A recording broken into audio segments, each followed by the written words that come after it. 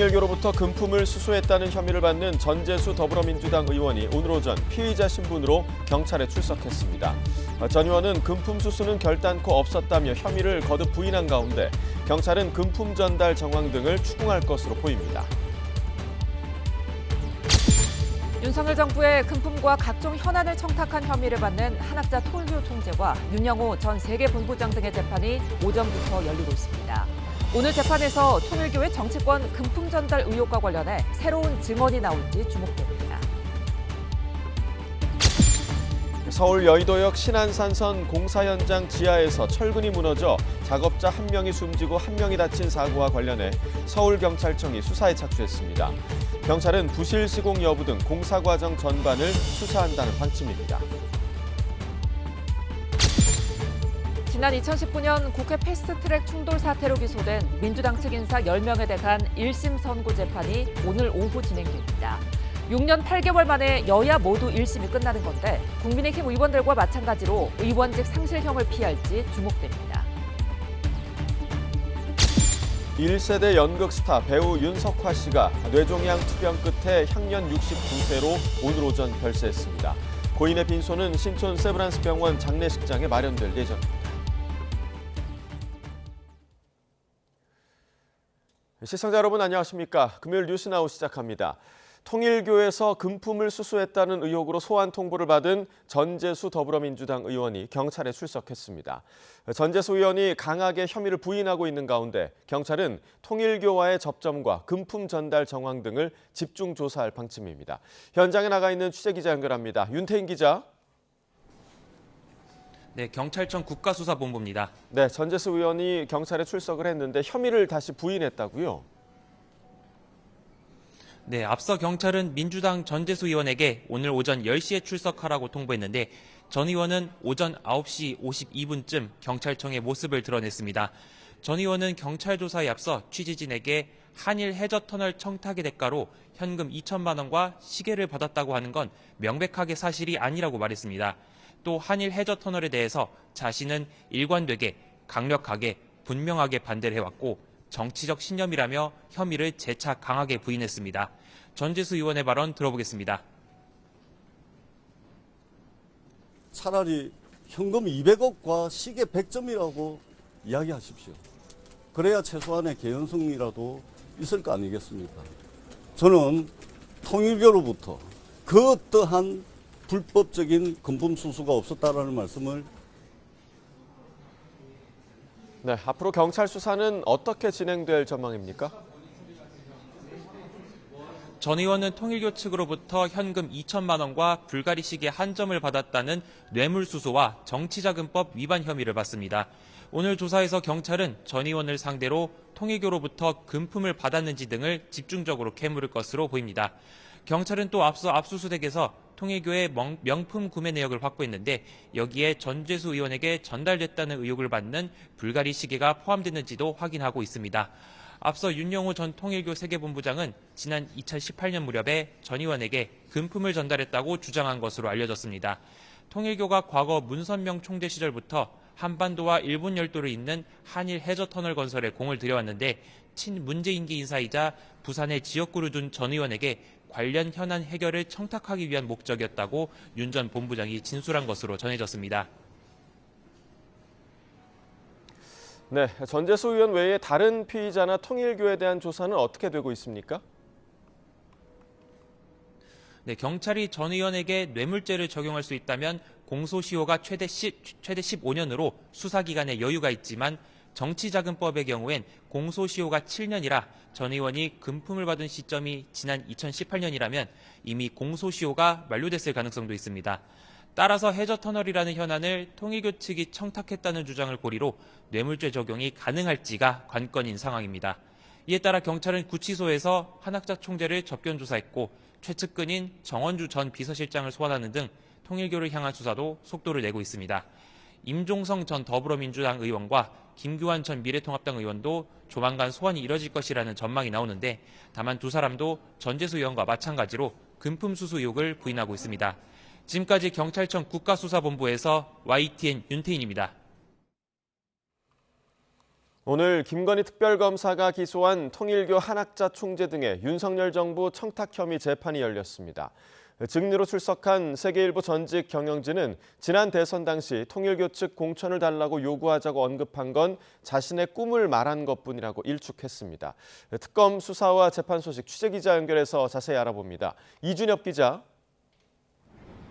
네, 서울 광화문 김건희 특검 사무실입니다. 네, 한 총재 재판이 진행 중이라고요?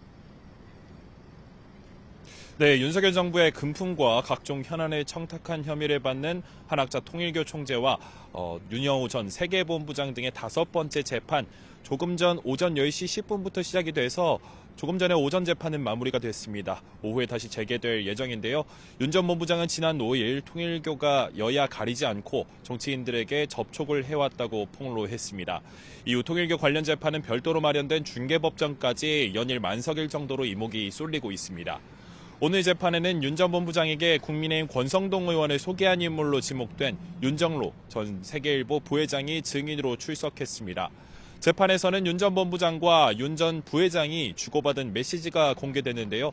윤 전 부회장은 20대 대선 직후 윤석열 전 대통령 측에 미국, 일본 대사나 영사, 각종 선거 공천권을 요구하자고 자신이 언급한 데 대해서 자신이 평생 가진 꿈일 뿐이고 요구사항을 결정할 권한을 자신이 갖고 있지 않다면서 선을 그었습니다. 네, 또 특검은 내일 윤석열 전 대통령을 사실상 마지막으로 조사할 예정이죠. 네, 김건희 특검 수사 기간이 오는 28일에 끝나서 사실상 일주일 정도밖에 남지 않았습니다. 그래서 내일 되도록 모든 조사를 한 번에 끝마치겠다는 게 특검 입장입니다.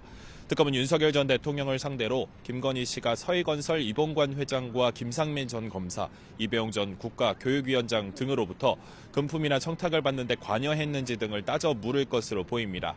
특검은 앞서 출범 초기인 7월부터 윤 전 대통령 조사를 시도했지만 번번이 불발했습니다. 특히 체포영장을 발부받아서 구치소 강제구인을 2차례 시도하기도 했지만 윤 전 대통령의 완강한 거부로 조사실로 데려오지 못했습니다. 이번엔 양측 협의로 조사가 성사됐는데 특검은 이번 조사 뒤에 윤 전 대통령 부부의 각종 금품 공여 의혹에 대한 처분을 결정지을 방침입니다. 네, 또 오늘 내란 특검이 기소한 재판도 열렸다고요? 네, 윤석열 전 대통령의 체포방해 혐의 재판도 오전 10시 15분부터 시작됐는데 조금 전에 마쳤습니다. 최상목 전 경제부총리와 이상민 전 행정안전부 장관, 조태열 전 외교부 장관이 증인으로 채택돼 있었는데요. 모두 재판에 불출석하면서 재판이 이른 시간에 마무리된 겁니다. 재판부는 오는 26일 증인들을 다시 불러서 신문하고 특검 구형과 피고인 측 최후 변론과 진술 등이 이뤄지는 결심 공판을 진행할 방침입니다. 이어 다음 달 16일에는 선고를 내릴 계획인데요. 윤 전 대통령 측은 재판부가 일방적으로 선고기일을 앞당겼고 졸속 재판은 정의가 아니라면서 반발하고 있습니다. 지금까지 김건희 특검 사무실에서 YTN 이준엽입니다. 정치권도 통일교 금품 수수 의혹을 받는 더불어민주당 전재수 의원의 첫 경찰 조사에 촉각을 곤두세우고 있습니다. 또 대법원이 예규를 통해 내란 전담 재판부를 자체적으로 만들기로 한 것을 두고는 여야 반응이 엇갈리고 있습니다. 국회 연결해서 들어보겠습니다. 윤웅성 기자. 네, 국회입니다. 네, 민주당 전재수 의원의 첫 소환 조사가 이루어지고 있는데 정치권 반응 어떻습니까? 네, 먼저 민주당에서 이렇다 할 공식적인 언급은 나오지 않고 있습니다. 다만 전 의원이 경찰 조사 등을 통해 관련 의혹을 최대한 빨리 터는 것이 좋다는 기류가 읽히는데요. 당 핵심 관계자는 통화에서 전재수 의원이 직접 금품을 받았다는 명확한 근거가 없다며 무혐의로 소명되면 오히려 반전의 기회가 될 거라고 기대했습니다. 야권에서 요구하는 통일교 특검에 대해선 특검은 수사가 미진할 때 하는 거라고 반대 뜻을 분명히 밝혔습니다. 3대 특검 역시 검찰 등에서 수사한 뒤에 부족한 부분이 있어 가동하게 된 거라며 국가수사본부에서 통일교 의혹을 수사하고 있는 만큼 먼저 그 결과를 봐야 한다고 말했습니다. 반면 국민의힘은 정치권 금품 수수 의혹의 근원지인 통일교에 대한 특검 필요성을 알리는데 힘을 모으고 있습니다. 정의용 사무총장은 원내대책회의에서 민중기 특검의 편파 수사 의혹에 대한 명백한 진상을 밝히려면 특검이 반드시 추진돼야 한다고 강조했습니다.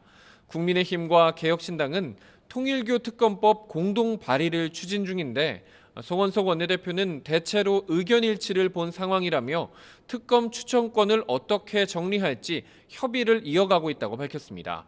국민의힘 송원석, 개혁신당 천하람 원내대표는 이번 주 일요일 오찬 회동을 하는데 거기서 합의 가능성도 제기됩니다. 네, 그리고 오는 23일 본회의에서는 내란 전담 재판부 설치법이 상정될 텐데 어제 대법원 예규가 나와서 변수가 되는 건 아닙니까? 네, 그래서 범야권에서는 입법 철회를 주장하고 있는데요. 하지만 법여권의 의지는 완강합니다. 민주당은 만시지탄 이미 늦었다는 반응인데요. 정청래 대표는 최고위원회의에서 진작에 하지 그랬느냐며 법이 통과되려고 하니 뒷북 꼼수를 부리고 있다며 조희대 사법부를 비판했습니다. 그러면서 입법부가 나서기 전에 사법부가 내란재판부를 설치했다면 1년 허송 세월에 국민 분통 터지는 상황이 없었을 거라고 지적했는데요. 직접 들어보겠습니다. 법이 통과되려고 하니까 예규 소동을 벌입니까? 오히려 내란 외환 재판부 설치 특별법 제정이 왜 필요한지를 더 극명하게 증명하는 사법부의 현 주소입니다. 민주당은 예정대로 오는 23일 내란재판부 설치법을 의원총회에서 당론으로 추인한 뒤 처리한다는 계획인데 야당의 필리버스터가 예상되는 만큼 24일 본회의 문턱을 넘을 것으로 보입니다. 민주당 원내 관계자는 통화에서 대법원이 예규로 내란재판부를 설치하면서 위헌이 아니라는 증거가 된 셈이라며 법안 정당성이 생겼다고도 강조했습니다. 조국혁신당 조국 대표도 자신의 SNS에 대법원이 뒷북을 쳤다며 법조 엘리트만으로 운영하는 사법부를 개혁해야 한다고 힘을 보탰습니다. 국민의힘은 민주당의 내란재판부 설치법 강행에 대법원이 고육지책으로 예규 제정을 한 거라면서 이제 별도 법안으로 내란재판부를 만들 이유가 사라졌다고 주장했습니다.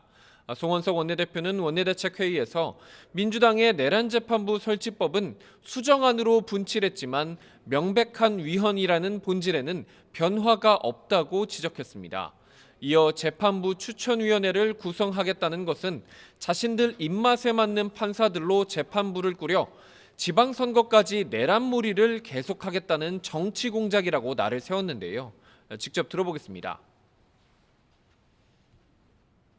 그럼에도 불구하고 법안을 강행하겠다는 것은 권력에도 서열이 있다는 식의 이재명식 세계관을 입법으로 관철하겠다는 발상에 불과합니다.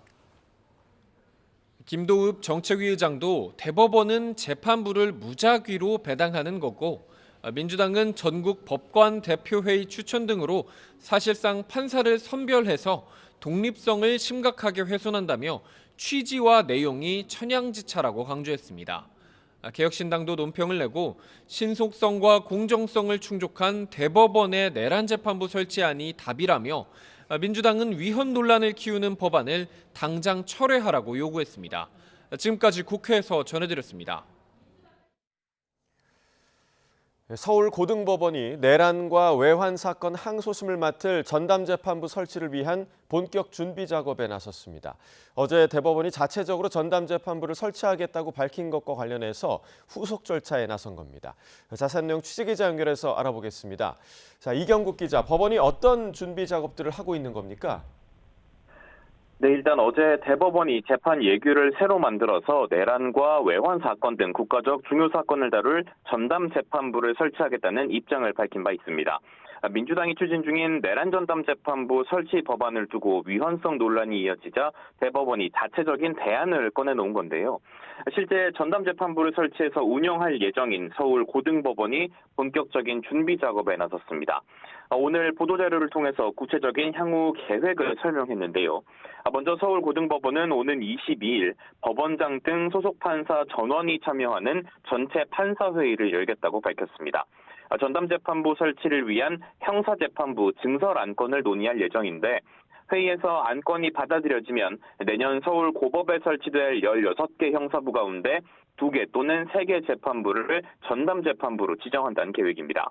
다만 정확한 전담재판부 숫자나 구성 절차, 시기 등은 1월에서 2월쯤 열릴 사무분담위원회 심의를 통해서 최종적으로 확정될 예정입니다. 서울고법은 공정하고 신속한 심리를 위해 어떤 조치를 할 것인지도 설명했는데요. 먼저 중요 사건 배당 전에 법관들에게 제척이나 회피 사유가 있는지 확인하고 배당 제외 재판부를 뺀 나머지 재판부를 대상으로 무작위 배당을 실시해서 전담재판부를 지정해 공정성을 확보하겠다고 강조했습니다. 또 신속한 심리를 위해서 중요 사건과 쟁점이 같거나 사실관계가 중복되는 사건의 경우에는 협의를 거쳐서 전담재판부로 배당할 예정이라고도 밝혔습니다. 네, 실제로 실질적인 준비 작업이 한창 진행 중이라고요? 맞습니다. 서울 고등법원 이미 지난 9월에 특검이 기소한 사건들의 항소심에 대비해서 집중심리 재판부를 운영하겠다는 계획을 밝힌 바 있습니다. 이에 따라 어제 대법원이 예규 제정을 결정하기 전부터 이미 내부적인 준비가 어느 정도는 이어져 왔는데요. 먼저 서울고법은 전담재판부 설치를 위해 법관 6명이 증원될 거로 예상한다고 설명했습니다. 그리고 이미 재판부 참여관과 주무관 등 법원 공무원은 일부 증원이 이루어졌다고도 전했습니다. 고법은 향후 연일 재판이 이어질 가능성에 대비해서 중법정 규모의 추가 형사법정 신축 공사도 진행하고 있다고 덧붙였습니다. 대법원 결정에 따른 준비 작업에 속도가 붙는 모습인데 다만 민주당이 추진 중인 내란 전담재판부 설치 법안이 통과될 경우 이 같은 사법부의 계획 역시 대대적인 수정이 불가피할 것으로 관측이 됩니다. 지금까지 사회부에서 전해드렸습니다. 이재명 대통령이 오전에 있었던 외교부와 통일부 업무보고에서 남북관계가 원수가 된 것 같다며 관계 개선 필요성을 재차 강조했습니다. 선제적이고 주도적으로 남북 간 적대가 완화될 수 있도록 통일부가 역할을 해달라고 당부했는데요. 취재기자 연결해 알아봅니다. 정인용 기자 자세한 내용 전해주시죠. 네, 이 대통령은 오늘 오전 외교부와 통일부를 대상으로 업무보고를 받았습니다. 이 대통령은 모두 발언에서 남북이 과거에는 원수인 척을 했던 것 같은데 요즘은 진짜 원수가 되는 것 같다고 말했습니다. 굳이 심하게 다툴 필요가 없고 적대성이 강화하면 경제적 손실로 직결되는데도 불필요하게 강대강 정책으로 증오하게 됐다고 진단했습니다. 북한이 적대적 두 국가 정책을 펴고 철천지 원수, 남이라고 주장하고 있다며 정략적인 욕망 때문에 그렇게 된 거로 보인다고 덧붙였습니다. 이어 남북 간 소통하고 협력하고 공존 공영의 길로 가야 하는데 지금은 바늘구멍 하나도 여지가 없다며 우리 입장에선 인내심을 가지고 개선해 나가야 한다고 강조했습니다. 선제적, 주도적으로 남북 간 적대를 완화할 수 있도록 최선의 노력을 다해야 한다며 통일부가 해야 할 역할이라고 당부했습니다. 정동영 통일부 장관은 이어진 업무보고에서 한반도 문제 당사자로서 주도적 역할을 강화하고 적대를 평화로 바꾸는 패러다임 전환에 집중하겠다고 언급했습니다.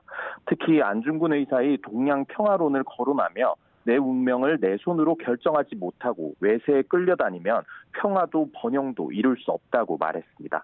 최근 대북 정책을 놓고 한미동맹 중심인 동맹파 외교부와 남북관계를 중시하는 자주파 통일부 사이 갈등설이 제기됐는데 통일부가 재차 주도적 역할을 하겠다는 의지를 나타낸 거로 풀이됩니다. 이 대통령은 또 외교부를 향해선 경제 분야 국제 경쟁이 치열해지는데 외교가 경제 영토를 확장하는 데 큰 역할을 한다고 강조했습니다. 그러면서 재외 공간이 문화 진출과 경제 영토 확장의 교두보, 천병 역할을 해달라고 주문했습니다. 이 대통령은 오후엔 공정거래위원회와 금융위, 법무부 등의 업무 보고를 받을 예정입니다. 지금까지 용산 대통령실에서 전해드렸습니다. 초대 방송미디어통신위원장으로 임명된 김종철 위원장이 헌법 정신을 회복해 공정한 미디어 질서의 조성자 역할을 해나가겠다는 포부를 밝혔습니다. 김 위원장은 오늘 오전 정부 과천청사에서 열린 취임식에서 미디어 대전환의 시기를 맞아 방송 미디어 통신 정책의 근본을 바로잡고 개혁을 추진하겠다고 말했습니다. 우선 방송의 자유가 방종으로 흐르지 않도록 자율과 책임의 균형을 추구하고 규제와 지능의 조화를 통해 미디어 강국 도약에 기여하겠다고 밝혔습니다. 또 디지털 미디어의 역기능인 눈속임 상술이나 허위 조작 정보, 디지털 성범죄 등에 대해서는 단호하게 대처하겠다고 강조했습니다. 지난 2019년 국회 패스트트랙 충돌 사태로 기소된 박범계, 박주민 의원 등 민주당 측 인사 10명에 대한 1심 선고 재판이 오늘 오후에 진행됩니다. 사건 발생 6년 8개월 만에 선고 결과가 나오는 건데 국민의힘 의원들과 마찬가지로 의원직 상실형을 피할지 주목됩니다. 취재기자 연결해 알아봅니다. 유서연 기자, 일단 검찰은 민주당 인사 10명에게 모두 벌금형을 구형한 거죠? 네, 그렇습니다. 국회 패스트트랙 충돌 사태에 연루된 민주당 전현직 의원 등 10명에 대한 선고 재판이 오늘 오후 2시에 진행됩니다. 사건이 발생한 지난 2019년 4월 이후로 무려 6년 8개월 만에 1심 선고입니다. 현직인 박범계, 박주민 의원과 이종걸 표창원 전 의원, 그리고 김병욱 대통령실 정무비서관 등이 오늘 재판에 출석할 전망입니다. 이들은 법안을 신속 처리 안건 패스트트랙으로 처리하려는 과정에서 국회에서 대치하던 자유한국당 의원과 당직자들을 공동 폭행한 혐의 등으로 불구속 기소됐습니다. 일단 검찰은 기소한 10명 모두에게 지난달 결심 공판에서 벌금형을 구형한 상황입니다. 현직인 박범계, 박주민 의원은 각각 벌금 400만 원과 300만 원이 구형됐습니다. 또 전직 의원들을 보면 이종걸 표창원 전 의원은 각각 벌금 700만 원과 500만 원을, 또 김병욱 대통령실 정무비서관은 벌금 1,500만 원을 구형받았습니다. 네, 검찰의 구형 양대로 보면 모두 의원직 상실형에 해당하지 않죠?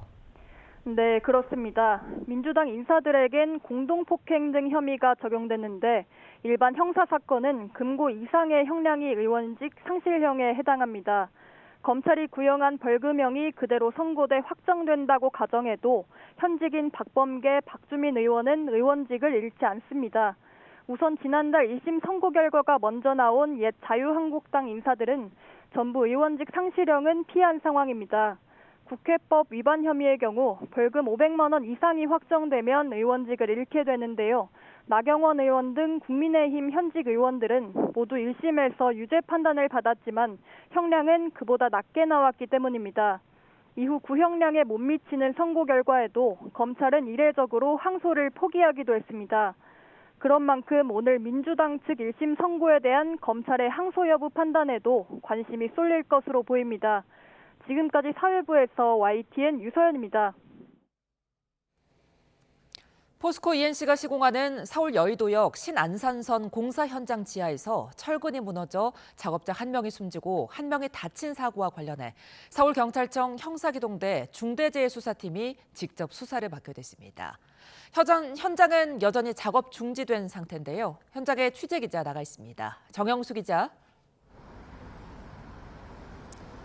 네, 신안산선 사고 현장에 나와 있습니다. 네, 자세한 현장 상황 전해주시죠.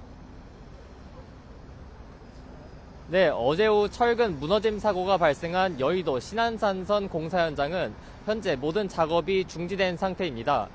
사고 직후 노동부가 작업 중지 명령을 내렸기 때문입니다. 노동자들도 지금은 모두 철수한 상태입니다. 보시는 것처럼 주위는 굳게 닫혀 있고 크레인도 멈춰서 있는 상태입니다. 앞서 어제 낮 1시 20분쯤 포스코 ENC가 맡은 신안산선 공사 현장에서 철근이 무너져 내려 50대 작업자 1명이 숨지고 1명이 다쳤습니다. YTN이 확보한 당시 사진을 보면 검은색 철근 다발로 만든 구조물이 통째로 무너진 모습을 볼 수 있는데요. 철근 구조물에 깔린 덤프트럭 대부분이 찌그러진 상태로 철근의 무게가 상당해 보입니다. 네, 이번 사고와 관련해서 서울경찰청 중대재해수사팀이 직접 수사를 맡게 됐다고요? 네, 이번 사고에 대해 산업안전보건법과 중대재해처벌법 위반 혐의 수사를 맡은 건 서울경찰청 형사기동대 중대재해수사팀입니다. 서울경찰청은 어제 영등포경찰서로부터 사건을 이관받았다고 밝혔는데요. 경찰은 부실 시공은 없었는지를 포함해 공사 과정 전반에 대해 본격적인 수사에 착수할 방침입니다. 또 고용노동부와 협의해 현장에서 안전관리가 제대로 됐는지 등을 따져볼 계획입니다. 이와 함께 경찰은 당시 현장에서 즉시 이송되지 않았더라도 부상을 호소하는 작업자가 있는지 추가 인명피해 여부도 확인하고 있습니다. 지금까지 여의도 신안산선 사고 현장에서 YTN 정영수입니다. 1세대 연극 스타로 꼽히는 배우 윤석화 씨가 뇌종양 투병을 하다 별세했습니다. 한국연극배우협회 혼선으로 새벽에 전해진 속보는 오보로 확인됐지만 오늘 오전 10시쯤 가족과 측근들이 지켜보는 가운데 세상을 떠난 거로 최종 확인됐습니다. 취재기자 연결해 알아봅니다. 이광현 기자 자세히 전해주시죠. 네, 연극 신의 아그네스로 잘 알려진 배우 윤석화 씨가 향년 69세로 별세했습니다. 한국연극배우협회 등 연극계는 YTN과의 통화에서 뇌종양으로 투병해온 윤석화 씨가 오늘 오전 10시쯤 유족들이 지켜보는 가운데 세상을 떠났다고 밝혔습니다. 빈소는 신촌 세브란스 병원에 마련돼 있습니다. 앞서 한국연극협회는 새벽에 알려진 부고 소식은 명백한 오보였다는 해명 입장을 밝히며 혼선을 빚기도 했습니다. 민중극단의 연극 꿀맛으로 1975년 데뷔한 고인은 신의 아그네스와 햄릿, 딸에게 보내는 편지 등의 무대에 오른 1세대 연극 스타입니다. 연극 외에도 뮤지컬과 영화 등 매체를 가리지 않고 작품 활동에 나섰는데요. 특히 올해 30주년을 맞은 우리나라 대표 뮤지컬 명성황후의 초연에 참여했던 일대 명성황후이기도 합니다. 이 밖에도 자신의 이름을 딴 돌꽃 컴퍼니를 세워 영화 홍길동을 제작했고 1999년엔 공연예술계 월간지 객석을 인수해 2013년까지 발행인을 맡았습니다. 이렇게 대중문화계에 여러 족적을 남긴 고인은 국내 입양 문화를 바꾸는 데 기여한 공로를 인정받아 2005년 대통령 표창을 받기도 했습니다. 네, 배우 윤석화 씨, 지난 2022년 7월 연극 햄릿 무대를 올랐고 그해 10월 악성 뇌종양 수술을 받아 투병해 왔습니다. 고인의 마지막 무대는 지난 2023년 LG아트센터 서울에서 열렸던 5분가량 우정 출연한 연극 토카타가 됐습니다. 지금까지 문화산업부에서 YTN 이광현입니다. 코스피는 인공지능 거품 우려가 거치며 상승 출발했지만 외국인의 매도세로 오름폭이 일부 축소됐습니다. 지수는 어제보다 1.5% 오른 4,055.78로 개장했습니다. 이후 외국인의 1,300억 원어치 순매도에 오름폭이 줄면서 지금은 4,000선을 중심으로 오르내리고 있습니다. 메모리 반도체 기업 마이크론의 깜짝 호실적에 더해 미국 소비자 물가지수가 시장 예상치를 밑돌면서 장 초반 투자 심리가 살아난 거로 풀이됩니다. 시가총액 상위 종목은 엇갈리는 가운데 삼성전자는 1% 내린 10만 6천 원대를, SK하이닉스는 소폭 올라 55만 원 후반대를 기록하고 있습니다. 코스닥 지수는 1% 오른 909.7로 개장한 뒤 900대 초반으로 오름폭이 줄었습니다. 원달러 환율은 미국 물가지표 등의 영향으로 장 초반 하락해 1,475.8원을 기록하고 있습니다. 올해 증권사가 해외 주식 위탁 매매로 거둔 수수료는 2조 원 수준으로 역대 최대를 기록했습니다. 금융감독원은 해외 투자거래 상위 증권사 6곳과 해외 주식형 펀드 상위 운용사 2곳을 현장 점검한 뒤 중간 결과를 발표했습니다. 해외 주식 거래 상위 증권사 12곳에 올해 1월부터 11월까지 해외 주식 위탁 매매 수수료 수익은 1조 9,505억 원으로 이미 지난해 연간 수익을 넘어섰습니다. 반면 개인 투자자, 이른바 서학개미들은 해외 증시 변동성이 커지며 계좌 절반가량이 손실로 나타났습니다. 해외 파생 상품에 투자하는 개인 투자자의 손실 규모는 올해 10월까지 3,735억 원으로 최근 5년간 3천억에서 4천억 원대를 유지하고 있습니다. 쿠팡의 개인정보 유출로 우려했던 보이스피싱, 스미싱 같은 2차 피해가 현실로 나타났습니다. 금융당국은 개인정보가 범죄에 연루됐다거나 피해를 보상하겠다고 접근하는 수법에 주의해달라며 소비자 경보를 주의에서 경고로 상향했습니다. 손효정 기자입니다. 최근 금융감독원에 접수된 보이스피싱범과의 통화 내용입니다. 공정거래수사팀 사무관이에요. 최근 쿠팡에서 개인정보 유출됐다는 문자 받으셨죠? 저희가 공문을 등기로 발송을 해드렸는데 반송이 됐더라고요. 쿠팡 사태로 유출된 계좌 정보가 범죄에 이용됐다며 사건 조회를 위해 특정 사이트에 접속하라고 유도합니다. 법원을 사칭한 또 다른 사기범은 통지서가 반송됐다며 인터넷 열람 방법을 안내합니다. 도면 주소 창에 소문자로 n 그리고 숫자 8.kr5. 왼쪽 하단에 나의 사건 조회 보이실 거예요. 모두 보이스피싱 사기를 위한 가짜 사이트였습니다. 정부 기관이나 전자결제 대행사 직원인 척 유출된 개인정보를 구체적으로 나열하고 링크나 텔레그램 접속을 유도하는 스미싱도 기승을 부리고 있습니다. 최근 금감원엔 이런 보이스피싱 수법으로 1,100만 원을 탈취당했다는 신고가 접수됐습니다.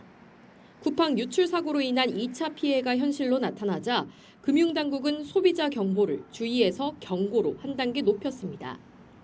법원 등기 반송이나 사건 확인을 이유로 특정 사이트 접속, 앱 설치를 유도하면 100% 사기입니다. 원격 저앱을 다운받게 한 후 사기범이 직접 악성 앱을 설치하는 경우도 많이 발생하고 있으므로 제3자의 요구에 의한 앱 설치는 공식 앱스토어를 통하더라도 무조건 거절하는 것이 안전합니다. 금융회사 영업점이나 은행 앱을 통해 여신거래, 비대면 계좌 개설, 오픈뱅킹 안심 차단 서비스를 신청하는 것도 피해를 막는 방법입니다.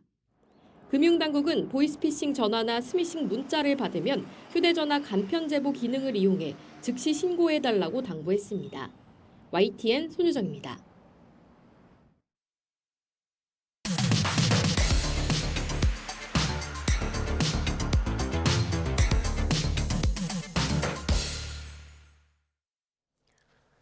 각이 살아있는 정치평론 시사정각 시작합니다. 오늘도 각이서는 두 분을 모셨습니다. 강북구 더불어민주당 의원 이용호 전 국민의힘 의원과 이야기 나눠보겠습니다. 어서 오십시오. 예, 안녕하세요. 감사합니다. 자, 통일교로부터 금품을 수수했다는 의혹을 받는 전재수 더불어민주당 의원. 오늘 오전 경찰 소환 조사를 받았습니다. 조사 전 전재수 의원 짧은 입장을 밝혔는데요. 그 내용부터 듣고 오겠습니다. 저는 정치적 흠지라고 하는 부산에서 3번 떨어지고 4번째 만에 당선이 됐습니다. 각고의 노력과 고단한 인내의 시간을 버텨왔습니다. 그런 제가 현금 2천만 원과 시계 한 점으로 고단한 인내의 시간을 맞바꿨다. 이게 말이 되겠습니까? 차라리 현금 200억과 시계 100점이라고 이야기하십시오. 그래야 최소한의 개연성이라도 있을 거 아니겠습니까? 다시 한번 제가 분명히 말씀드리겠습니다. 저는 통일교로부터 그 어떠한 불법적인 금품 수수가 없었다라는 말씀을 다시 한번 분명하게 강력하게 결탄코 드리도록 하겠습니다. 자, 이번 통일교 의혹과 관련해서 경찰이 지금 상당히 빠른 속도로 수사를 진행하고 있는 그런 상황이고요. 전재수 의원도 적극적으로 자신의 입장을 지금 밝히고 있는 상황입니다. 오늘 경찰 조사에서 이 의혹이 좀 해소될 거라고 예상하십니까? 어떻게 좀 보세요? 사실 특검으로부터 사건을 국가수사본부가 이첩을 받았잖아요. 예. 그 다음 날 제가 알기에는 서울구치소 가서 윤영호 전 세계 통일교 본부장을 만났죠. 그리고 압수수색도 하고 예. 3분 그리고 오늘 소환한 거잖아요. 예. 그렇기 때문에 이거는 좀 밝혀질 거라고 그것도 명쾌하게 밝혀질 거라고 생각합니다. 예. 그런데 윤영호 전 세계 본부장이 얘기했던 그 당일 시점과 그리고 전재수 의원 같은 경우는 그날 구포 성당에 있었다라는 거잖아요. 예. 뭐 그런 부분들만 팩트가 확인되면 밝혀질 수 있는 거 아닌가요? 예. 그러니까 저는 지금은 국가수사본부가 제대로 수사를 할 수 있도록 적극적으로 누구든지 함께 협력해야 된다. 그리고 대통령께서도 이 부분에 대해서 엄정하게 수사하라라고 분명한 예. 지침을 주셨기 때문에 저는 소역 없는 수사 진행되고 있다라고 말씀드릴 수 있습니다. 예, 자 기본적인 사실관계만 좀 소명이 되면 의혹이 분명히 해소될 수 있는 부분이다라고 말씀을 해주셨는데 어떻게 좀 생각하세요? 문제는 국민들이죠. 국민들이 그런 피의자, 피고인들의 주장을 그대로 받아들여 줄까 예. 하는 것이거든요. 근데 사실 무죄 추정의 원칙이 있지만 정치인에게는 유죄 추정의 원칙이 적용돼요. 이 정치인들은 이미지를 갖고 먹고 살기 때문에 한번 저런 일로 이렇게 언급이 되면 참 벗어나기가 힘든 그런 상황입니다. 지금 국수본에서 나름대로는 적극적으로 신속하게 좀 행동을 하고 있는 것 같은데 조금 의심스러운 부분이 원래 윤영호 본부장의 주장은 전재수 전 장관이 4천만 원 플러스 시계 2개를 얘기를 했었거든요. 그런데 어느 순간 경찰로 넘어가면서 이 사실에 현금 2천만 원으로 절반이 줄었고 시계도 2개에서 하나로 줄었습니다. 여기가 또 의미하는 게 있어요. 그러니까 공소시효하고도 관련이 있고 그렇기 때문에 이 뇌물죄에서의 어떤 3천만 원을 기준으로 해서 공소시효가 관계가 되기 때문에 이런 것들이 알게 모르게 국수본이 민주당을 의식하고 있는 거 아니냐 이런 얘기가 있는 것이고요. 대통령께서 여야를 막론하고 지휘고하를 막론하고 엄정하게 수사하라 이렇게 지시를 했는 걸 믿고 싶습니다. 그런데 문제는 지금 아쉽게도 이 통일교 녹취록에 이재명 대통령의 이름도 거론되고 있어요. 그러니까 이재명 대통령이 후보 시절에 대표 시절에 한학자 총재를 만나고 싶다 이런 전화가 왔었다 이런 얘기가 있기 때문에 대통령께서 먼저 이런 부분을 말씀하시고 성역 없이 해라 이게 순서가 아닌가 싶습니다. 네, 지금 국민의힘에서는 계속해서 이재명 대통령까지의 연결고리를 지금 제시를 하고 있는 상황인데 이 부분, 그러니까 이 부분 때문에 이재명 대통령이 더 강력하게 조사를 해라라고 일부러 얘기를 한 거다라고 주장하는 분들도 있거든요. 그야말로 어불성설이라고 말씀드릴 수 있습니다.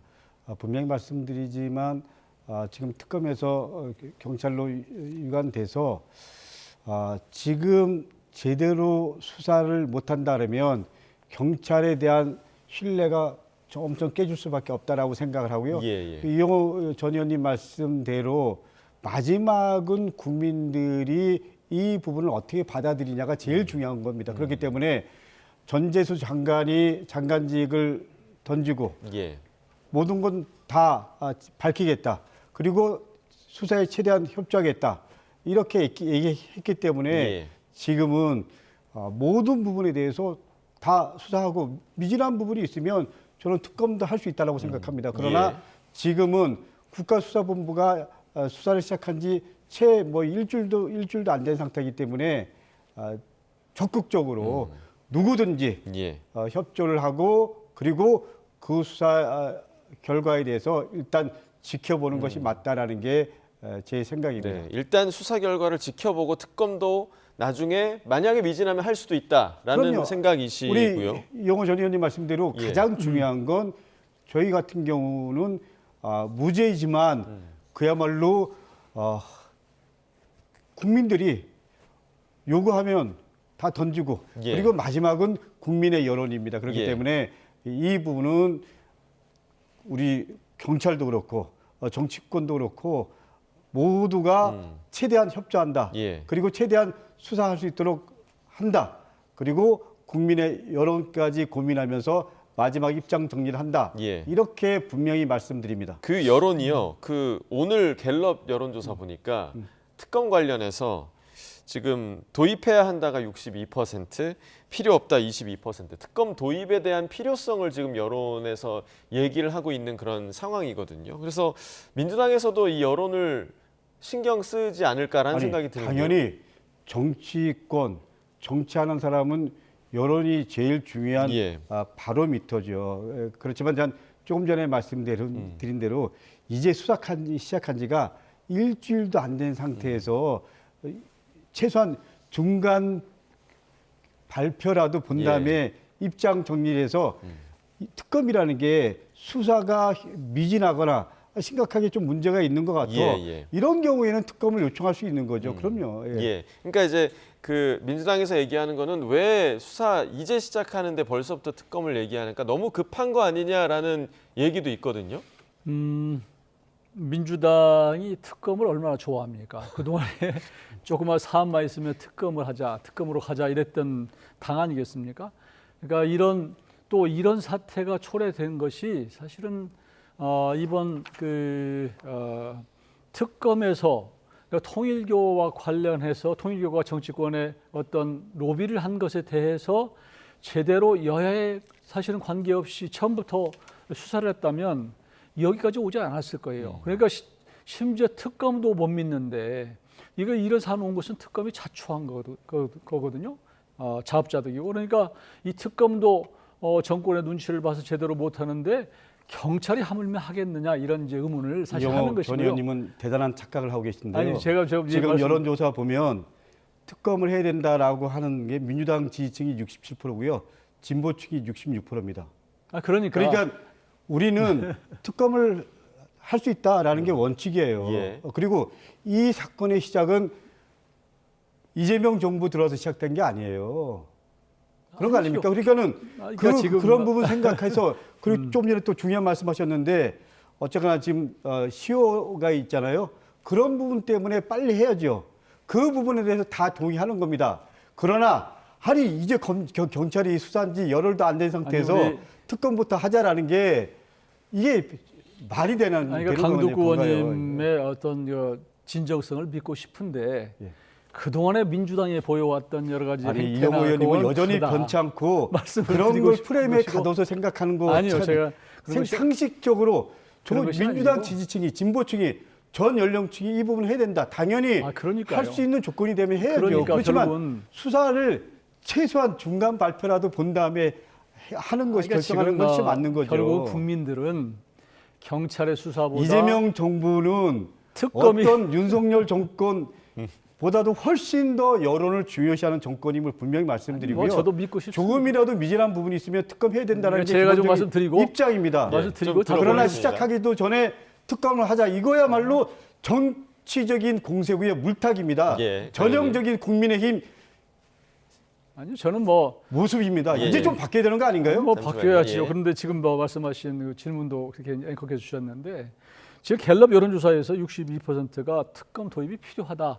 지금 강두구 의원께서 말씀하신 그 대부분이 민주당이라는 거 아니에요? 그러니까 우리 정치권은 국민들이 지금 국수본으로 간다는 거 다 알잖아요. 아는데도 불구하고 62%가 특검 도입을 해야 된다고 얘기하니 이건 우리 국민의 눈높이에 맞춰서 특검하는 게 맞다라고 그러니까 주장하는 것이고 시작도 하기 전에 특검을 하는 게 맞냐 이렇게 여론조사를 한번 해보십시오. 그러니까 조금 전에 제가 말씀드렸지만 이 경찰을 믿고 싶지만 경찰에 보이는 아까 얘기했지만 처음에 4천만 원 플러스 이 시계 2개가 갑자기 왜 2천만 원 플러스 시계 하나로 줄었느냐 말씀을 드렸던 것이고요. 이영호 의원님은 이래서 자의적 판단하시는데 예를 들면 이런 겁니다. 아니, 제가 이렇게 서로 얘기를 주고받고 하는 게 좋을 것 같아요. 조금만 좀 계세요. 갔다고 한 조금만 계세요. 전재수 장관은 이렇게 얘기했어요. 구포 성당에서 미사 드리고 있었다.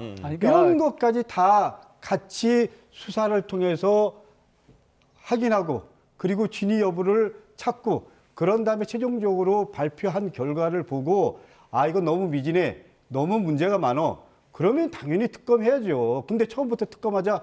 이거는 아까 윤석열 정권 때 제가 양평 고흥지구 그리고 도이치모터스 주가 조작 양평 고속도로 처음 이슈화했던 사람인데 그때 특검을 하자고 하지 않았습니다. 수사해라.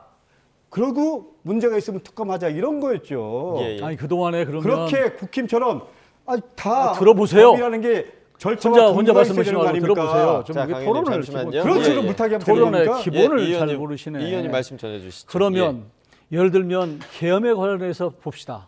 그런 계엄에 대해서 충분히 수사기관에서 수사하고 그게 미진하면 특검을 도입했어야 되는 거 아니에요? 그런 논리시라면 똑같은 거 아니에요. 그러니까 그동안의 민주당의 여러 가지 행태와 다르다. 계엄을 일으켰어. 이거 누가 자초했어요? 특검이 자초했어요. 특검이 지금 수사 중이잖아요. 특검이 왜 민주당 걸 뭉개는 바람에 지금 통일교 뒤늦게 나왔잖아요. 아니 계엄을 일으켜갖고 수사를 했어. 그래갖고 특검이 발표했잖아요. 그런 거 아닙니까? 지금 우리 시청자들께서 보고 계세요. 그러면 계엄을 찬성하는 저한테 겁니까? 얘기하지 말고 우리 국민들한테 시청자한테 말씀을 하십시오. 의원님, 이거 잠시만요. 이렇게 이제 너무 감정적으로 서로 가시면 안 될 것 같고요. 자, 일단 주제를 좀 바꿔야 두 분께서 약간 가라앉으실 것 같습니다.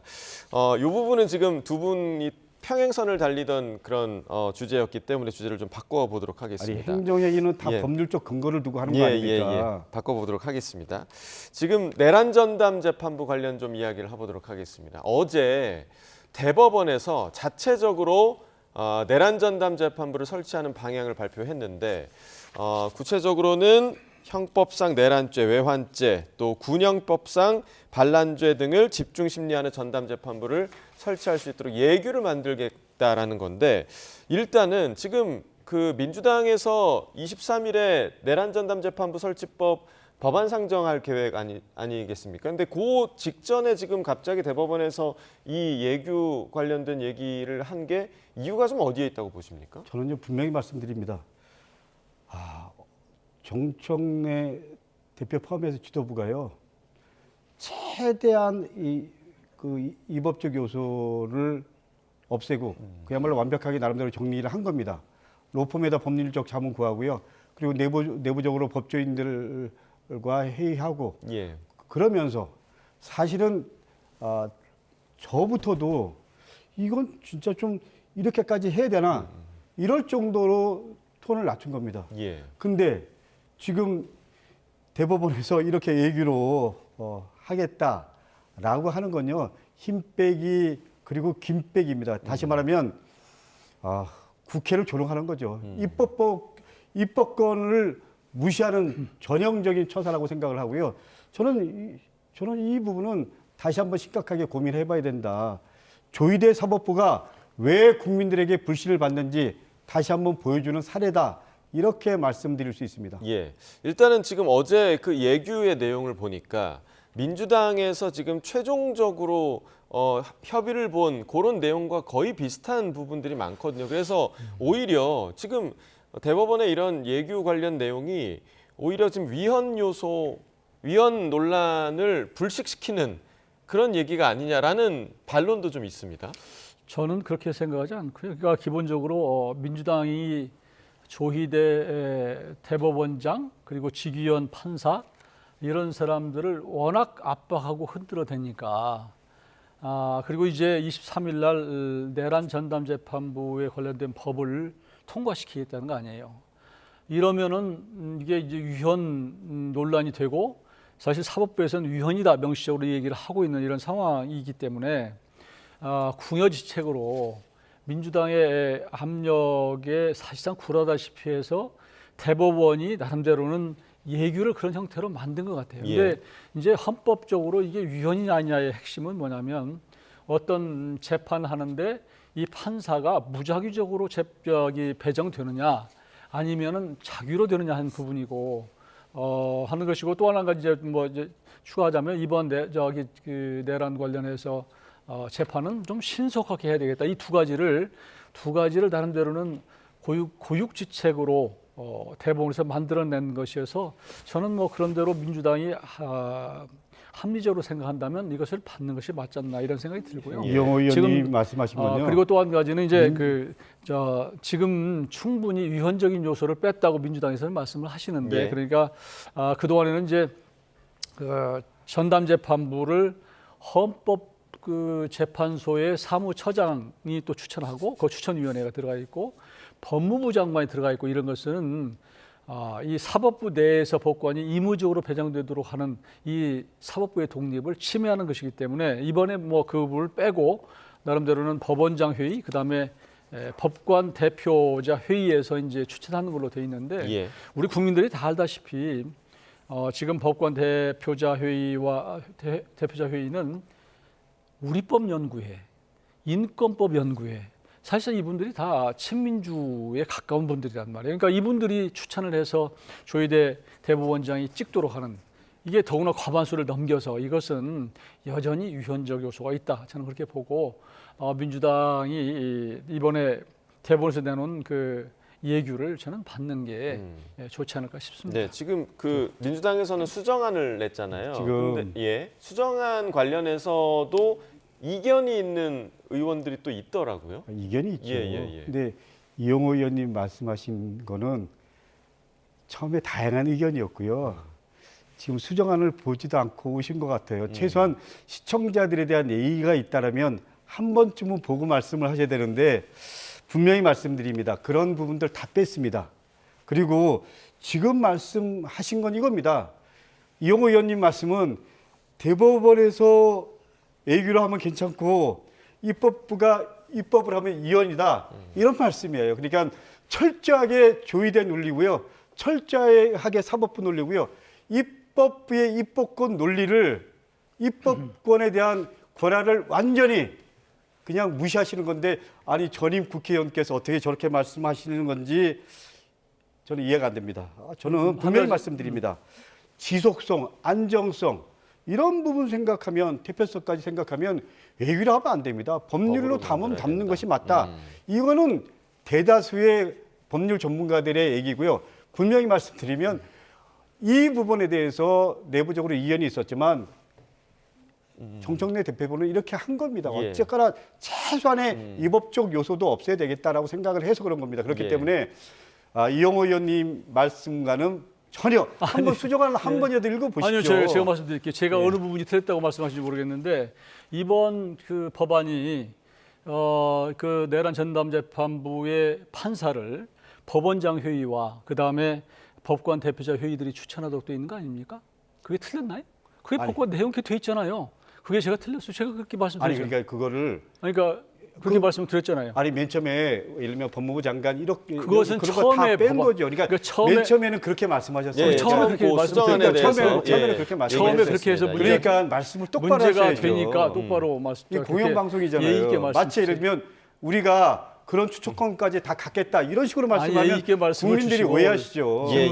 그러니까 제가 처음에는 그렇게 돼 있었는데 이번 그러니까 법안에는 그렇게 말씀하셔야지 이렇게 돼 있다는 그렇게 말씀 말씀을 바꾸시면 안 되죠. 여전히 이것도 사과하셔야죠 국민들한테. 이것도 여전히 친민주의 인사들 추천하고 돼 있다 이렇게 말씀드리는 거예요. 아유, 그게 무슨 법관들이 대법원 원장이 무슨 친민주의 인사들이에요. 자, 아니 실제로 뭐 그건 왜 이렇게 또 말을 돌려요? 에이, 이전 의원님 그러면 기본적으로 우리 그러니까 다시 한번 틀어볼까요? 강 의원님은 기본적으로 토론의 자세가 그것부터 배워오세요. 거짓말을 하면 상대에 대한 예의. 잠시만요. 왜 거짓말을 하세요?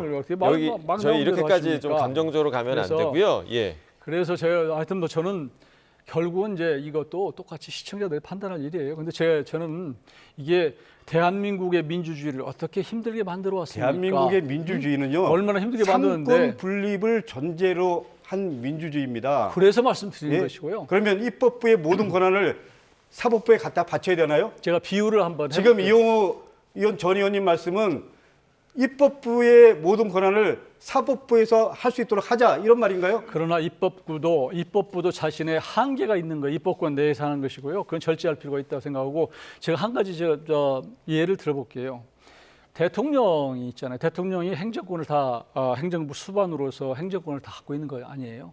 그러면 장관을 임명한다 칩시다. 장관 임명할 때 이상하게 대통령이 우리 입법부에서 볼 때는 합리적인 인사를 임명을 하지 않고 자꾸 편파적인 인사를 할 경우에 입법부가 법을 정해서 그러면 장관 추천위에서 하되 이 추천위원은 예를 들면 공무원 노조 예를 들면 뭐 이렇게 내부에 있는 여러 집단들 추천해서 대통령이 찍도록 하자. 이게 받는 얘기입니까? 이거 입법권에서 할 수 있는 게 아니에요. 그건 고유의 권한이에요. 마찬가지로 대법원장, 대법관 회의에서 하는 게 사법부의 독립입니다. 그 핵심을 자꾸 건들면서 그렇게 예를 들면 조희대 대법관의 누가 공감을 하겠어요. 아니요, 그건 전형적인 국힘 스타일, 윤석열 스타일로 말씀하시는데 아니죠.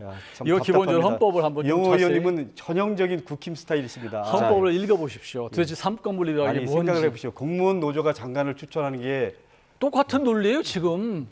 자, 일단은 똑같은 논리를 사법부에 적용하고 있는 거예요 지금 민주당은. 이 국힘의원들이 여전히 바뀐 게 하나도 없다는 생각이 다시 한번 듭니다. 일단은 지금 우리 정책 토론을 하는 자리잖아요. 이런 자리에서 그런 말씀을 하시고 이런 자리에서 입법부를 사법부에 갖다 바치는 식의 말씀을 하시고 이러면 국민들이 어떻게 생각하겠어요? 잠시만요. 자, 일단 저희가 말 그대로 지금 강 의원님 말씀하신 대로 정책 토론을 하는 자리이기 때문에 서로에 대한 비판 정도만 하시고 비난은 좀 자제해 주시고요. 그리고 정말 시청자들을 생각을 하신다면 이렇게까지 감정적으로 나오시면 안 될 것 같고요. 자, 저희가 좀 그 내란 전담 재판부 얘기를 하고 있었는데 일단 오늘 강덕구 의원님이 저희 시사정각에 처음 나오셨기 때문에 지금 강덕구 의원님과 관련한 질문을 하나 좀 드려보자면 당 최고위원 보궐선거 지금 출사표를 던지셨습니다.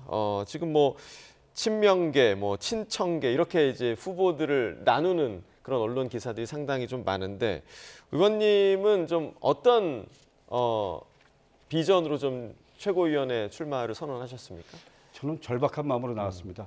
우리 이용호 의원님처럼 국힘의원들은 바뀐 게 하나도 없습니다. 예, 그리고 여전히 계엄을 옹호하는 분들이 대다수를 이루고 있습니다. 여전히 내란이 진행 중이라고 저는 생각합니다. 그렇기 때문에 이재명 정부가 성공할 수 있도록, 그래서 내란 종식하고 민생 살리고 경제 회복할 수 있도록 이재명 정부에 제대로 뒷받침할 수 있는 우리 민주당 지도부가 돼야 된다. 그런 입장에서 나왔고요.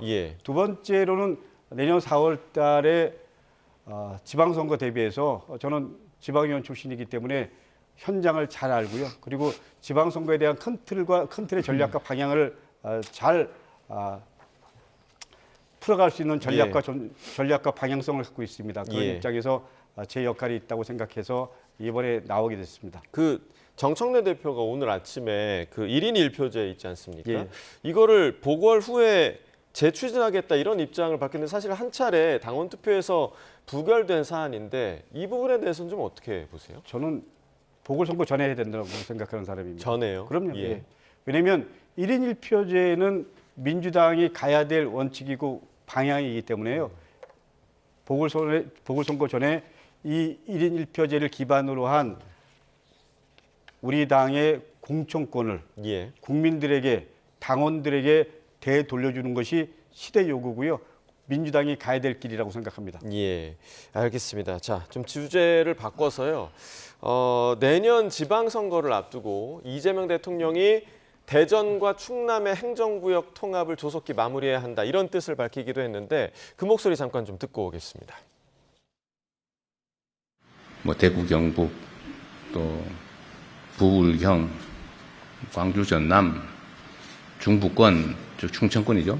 그리고 여기서 소외되는 3개 특별자치도, 강원, 전북, 제주도 이렇게 합쳐서 5국 3특. 우리 비서실장도 고향 왔는데 한 말씀 하시지. 훈시경 땅 산 거 아니요?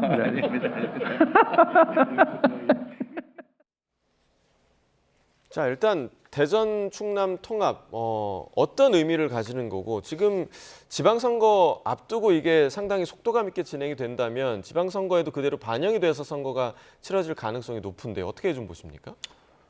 분위기를 보면 그 통합 쪽으로 가는 것 같아요. 그리고 대통령께서 의지가 있고 또 집권여당 민주당에서 저런 의지가 있으면 뭐 얼마든지 법은 통과되리라고 저는 생각해요. 그래서 이번 내년 6월 선거에서는 대전광역시와 충남도가 합쳐져서 더 광역화돼서 어떤 선거가 이루어지겠다 이렇게 생각을 하는 것인데요.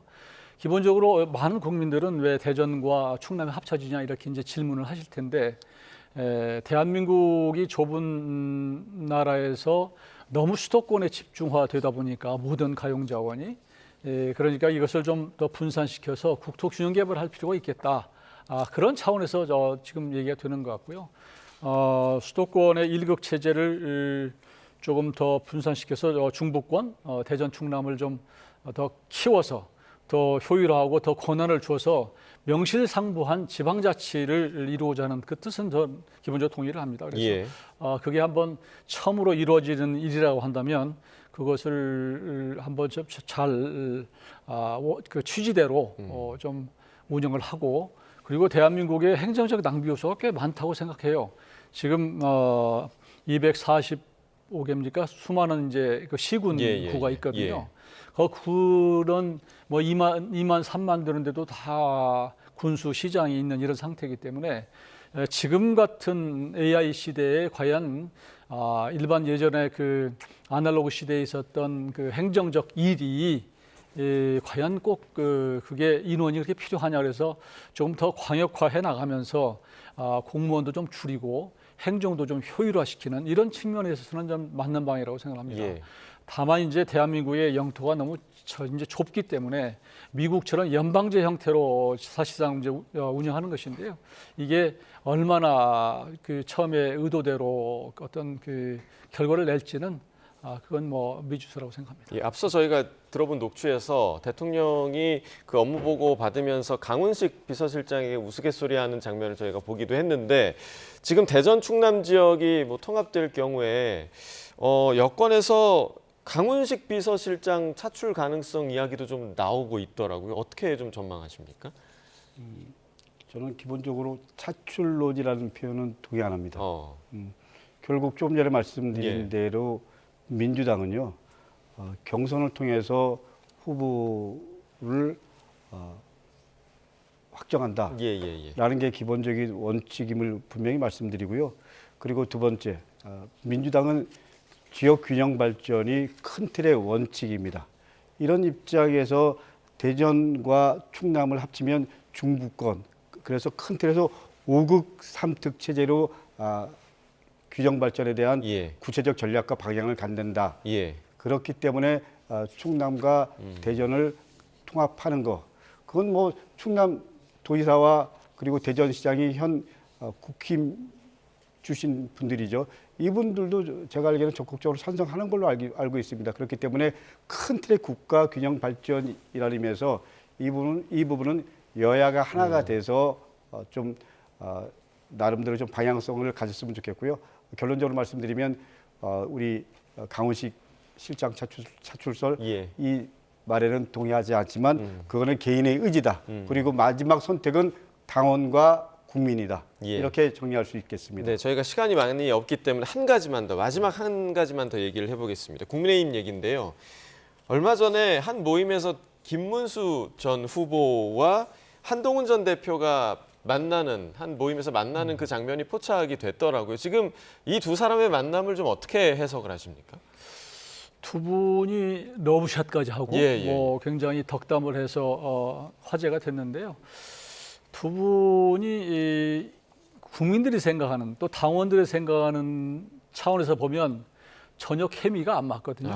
그런 분이 저렇게 한 것 자체가 매우 이례적이다라는 생각이 들고 아마 그래도 저런 서로의 모습, 서로 또 이렇게 칭찬해주고 또 감싸주는 모습은 나쁘지는 않다고 생각해요. 정치라고 하는 게 자꾸 조금 다름을 더 확장을 해서 점점 틈새를 벌리고 갈라지기 시작하면 그건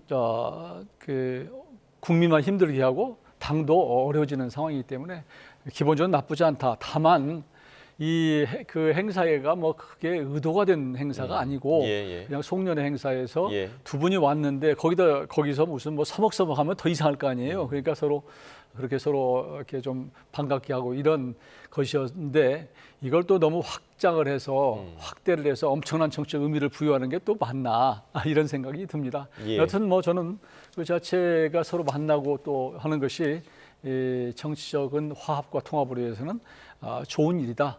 그렇게 봅니다. 네, 자, 더 많은 이야기 나누고 싶었지만 시간상 여기서 줄이도록 하겠습니다. 강북구 더불어민주당 의원 이용호 전 국민의힘 의원과 이야기 나눠봤습니다. 고맙습니다.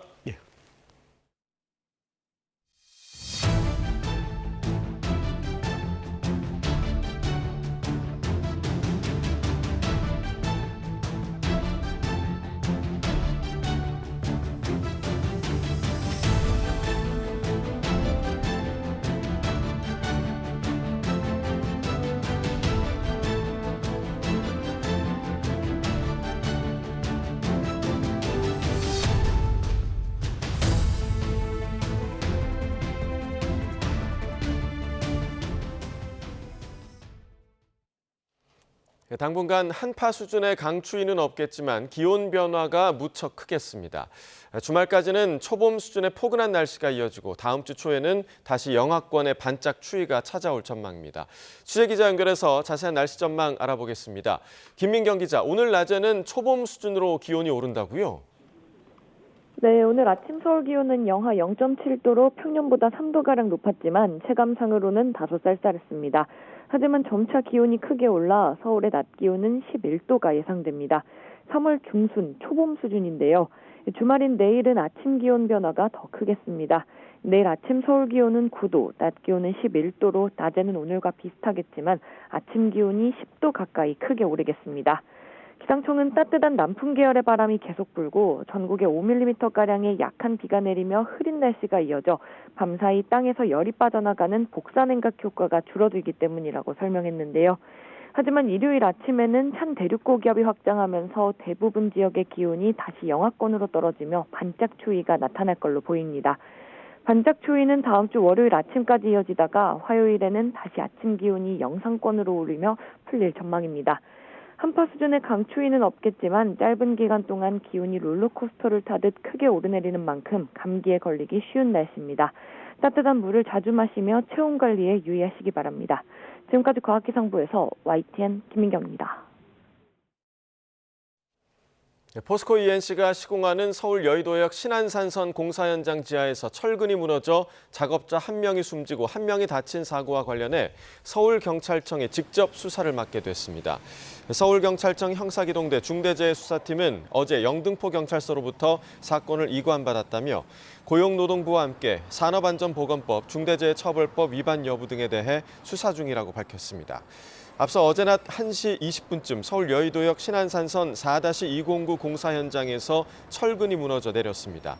이 사고로 50대 남성 1명이 머리를 크게 다쳐 심정지 상태로 병원에 옮겨졌지만 끝내 숨졌고 또 다른 50대 남성 작업자가 어깨를 다쳐 병원으로 이송됐습니다. 울산지방법원은 교제했던 여성을 찾아가 흉기를 휘둘러 살해하려 한 혐의로 재판에 넘겨진 33살 장현준에게 징역 22년과 위치 추적 전자장치 10년 착용을 선고했습니다. 재판부는 대낮에 치밀하게 범행했고 수사 단계에서 자신의 정신병적 증상을 검증하는 등 수긍할 수 없는 변명을 했다며 재범 위험이 크다고 양형 이유를 밝혔습니다. 또 정의로운 시민들이 막아서지 않았다면 돌이킬 수 없는 결과가 발생했을 것이라며 피해자와 그 가족이 짊어져야 할 신체적, 정신적 고통을 가히 상상할 수도 없다고 덧붙였습니다. 경기 남부경찰청은 어제 저녁 8시부터 2시간 동안 관내 유흥가와 고속도로 요금소 등 22곳에서 음주운전 단속을 벌인 결과 면허 취소 5건, 정지 10건 등 모두 16건을 적발했습니다. 먼저 어제 저녁 8시 10분쯤 수원시 인계동에 있는 도로에서는 30대 남성 운전자가 면허 취소 수치에 해당하는 혈중 알코올 농도 0.095% 상태로 1km가량 운전을 하다 단속됐습니다. 조금 뒤인 저녁 8시 50분쯤에는 안산시 고잔동에서 30대 남성 운전자가 면허 정지 수치인 혈중 알코올 농도 0.073% 상태로 1.1km 남짓을 운전하다 적발되기도 했습니다. 경찰은 연말연시 음주운전 사고 예방을 위해 내년 1월 말까지 음주운전 특별 단속 기간을 운영할 예정이라며 술을 마신 뒤에는 대리운전이나 대중교통 이용을 당부했습니다. 김종철 초대 방송미디어통신위원장이 헌법 정신을 바탕으로 공정한 미디어 질서의 조정자 역할을 해나가겠다는 포부를 밝혔습니다. 사회 문제로 떠오른 허위 조작 정보와 디지털 성범죄 등에 대해선 단호히 대처하겠다고 말했습니다. 직접 들어보시죠. 방송 미디어의 공적 책임과 공정성을 헌법적 가치 위에서 재정립하겠습니다. 방송은 민주적 여론 형성의 장입니다. 저는 방송의 독립성을 보장하되 그 자유가 방종으로 흐르지 않도록 자율과 책임의 균형을 추구하겠습니다. 낡은 규제의 틀을 과감히 혁폐하여 산업을 진흥하고 규제와 진흥의 조화를 통해 글로벌 미디어 강국으로 도약하는 데 기여하겠습니다. 민주주의 공론장을 오염시키는 허위 조작 정보와 악성 댓글, 디지털 성범죄 영상물에 대해서는 단호하게 대처하겠습니다. 정동영 통일부 장관은 남북 간 다자 간 교류 협력을 뒷받침하기 위해 대북 제재 완화를 협의하고 추진하겠다고 밝혔습니다. 정 장관은 오늘 열린 대통령 업무보고에서 북한에 대한 제재가 강화될 필요가 있다는 일각의 주장이 있지만 현실적으로 대북 제재는 실효성을 상실했다며 이같이 말했습니다. 이어 북한은 대북 제재를 가장 적대적인 조치로 인식한다며 목에 칼을 들이대면서 대화하자고 하는 것은 절대 받아들일 수 없다는 북한의 입장을 역지사지해볼 필요가 있다고 설명했습니다. 조현 외교부 장관은 내년에도 한미 정상회담을 추진하고 핵 추진 잠수함과 원자력 협력 등 대미 관계 분야에서 실질적인 진전을 이룰 거라고 강조했습니다. 조 장관은 서울 외교부 청사에서 열린 업무보고에서 내년에도 적시에 한미 정상회담을 하고 양국 정상 간 합의사항 이행 성과를 확인할 수 있도록 할 거라고 밝혔습니다. 또 내년 이른 시기에 이재명 대통령의 국빈 중국 방문을 추진할 거라고 말했습니다.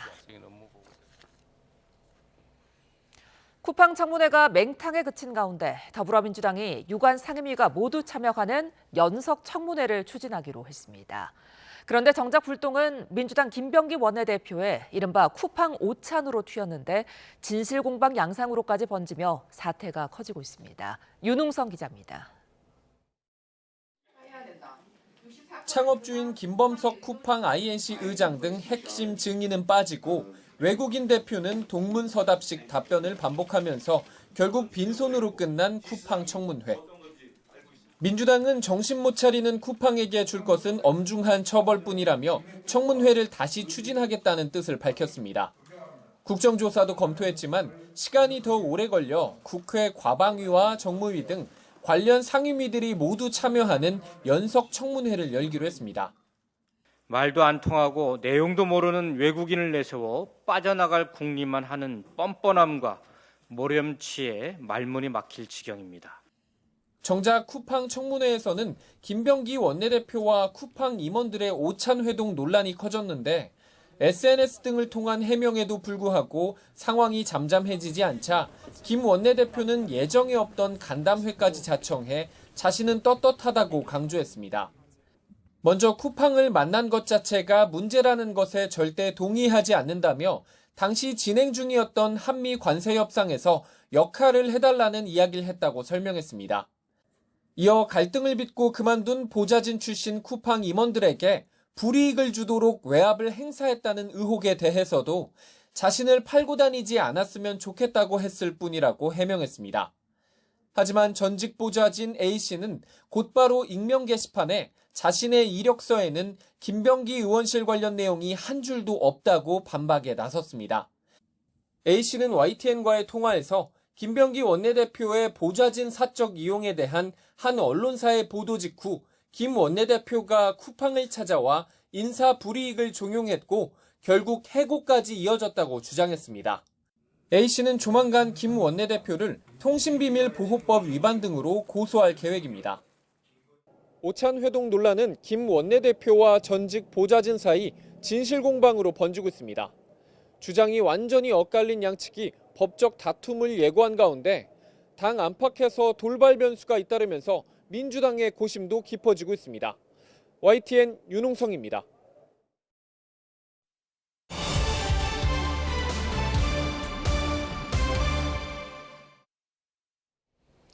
통일교 금품 수수 의혹을 받고 있는 전재수 민주당 의원이 경찰에 출석해 조사를 받고 있습니다. 경찰은 공소시효 임박 우려 속에 통일교 금품 수수 의혹 관련자들을 잇따라 소환하며 수사에 속도를 내고 있는데요. 관련 내용과 함께 특검 상황까지 임주혜 변호사와 함께 짚어봅니다. 안녕하십니까? 네, 안녕하세요. 자, 전재수 민주당 의원 지금 경찰 소환 조사를 받고 있는데 금품 수수 의혹에 대해서 관련 혐의를 이제 전부 부인하고 있는 상황이잖아요. 수사 어떻게 진행될까요? 그렇습니다. 수사가 굉장히 속도감 있게 진행이 되고 있습니다. 전재수 전 장관 같은 경우에는 사실상 1차적으로 압수수색이 이미 단행되었기 때문에 압수물 분석을 끝내고 소환하는 것이 좀 더 일반적인 과정이라고 볼 수 있는데요. 압수수색을 단행하고 곧바로 이제 소환까지 이어진 걸 보면 지금 일각에서 제기되고 있는 공소시효 만료 문제 같은 부분들을 좀 감안해서 빠르게 좀 수사를 진행하고 있는 것으로 보입니다.